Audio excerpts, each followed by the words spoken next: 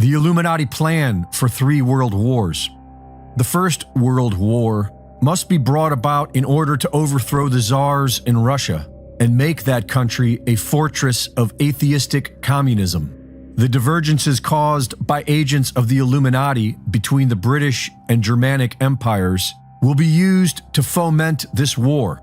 After the war, communism will be used to destroy other governments and weaken the religions. The Second World War must be fomented by taking advantage of the differences between the fascists and the political Zionists.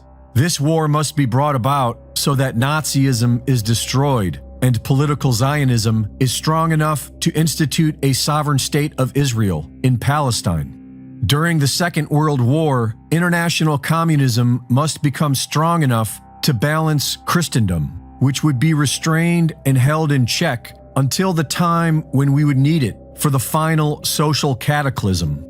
The Third World War must be fomented by taking advantage of the differences caused by the agents of the Illuminati between the political Zionists and the leaders of Islam. The war must be conducted in such a way that Islam and political Zionism mutually destroy each other. Meanwhile, the other nations, once more divided on this issue, will be constrained to fight to the point of complete physical, moral, spiritual, and economic exhaustion. We shall unleash the nihilists and the atheists, and we shall provoke a formidable social cataclysm which in all its horror will show clearly to the nations the effect of absolute atheism, origin of savagery, and of the most turmoil. Then everywhere, the citizens, obliged to defend themselves against the world minority of revolutionaries, will exterminate those destroyers of civilization.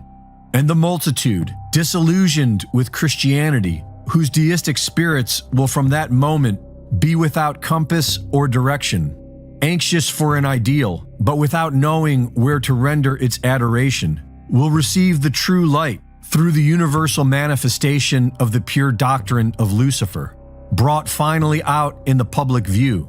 This manifestation will result from the general reactionary movement which will follow the destruction of Christianity and atheism, both conquered and exterminated at the same time. The letter outlines a plan to foment 3 world wars in an attempt to take over the world. It is claimed that the letter was on display in the British Museum Library until 1977, but the British Museum denies this claim. Some suggest that the use of the word Nazism in 1871 proves that the letter is a fraud, and others say the same about Zionism, but Zionism existed back then.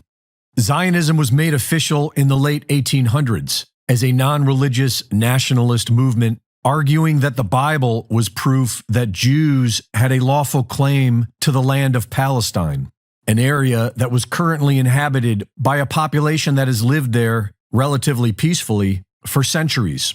Around the alleged writing of this Albert Pike letter, Jews began immigrating to Palestine with the intention of someday creating a state of Israel, which did not happen until 1948, after World War II and the creation of the United Nations.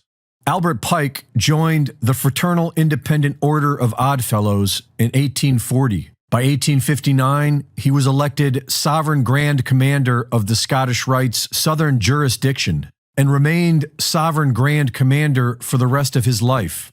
He was definitely aware of Zionism, and if this Illuminati plan is true, then his use of the word Nazi is plausible. Either way, the letter is worth a read, and the closer we get to the end game, the more accurate this letter appears to be.